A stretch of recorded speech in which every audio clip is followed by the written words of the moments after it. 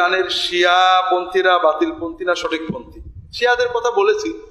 শিয়াদের ভিতরে সবচেয়ে যারা ভালো, তাদের সবচেয়ে ভালো আকীদার একটা হলো যে লা ইলাহা ইল্লাল্লাহ মুহাম্মাদুর রাসূলুল্লাহ বললে কেউ মুসলমান হয় না।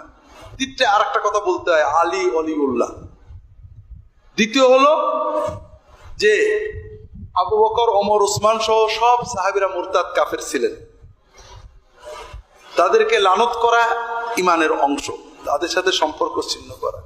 তৃতীয় হলো সাহাবীরা যেহেতু সব কাফের ছিলেন, কাজে সব হাদিস বাতিল, শুধু তাদের ইমামদের থেকে বর্ণিত গুলো ছাড়া। চতুর্থ হলো এটা অধিকাংশ যে এই কোরআন বাতিল, আসল কোরআন নাউজুবিল্লাহ ওসমান পুড়িয়ে ফেলেছে। এখন এরপরে এই ধরনের বিশ্বাস যার আছে তার কি বলবেন এটা আপনাদের ব্যাপার। তবে আমরা সরাসরি কাউকে কাফের বলতে চাই না, বাতিল বলাতে সমস্যা।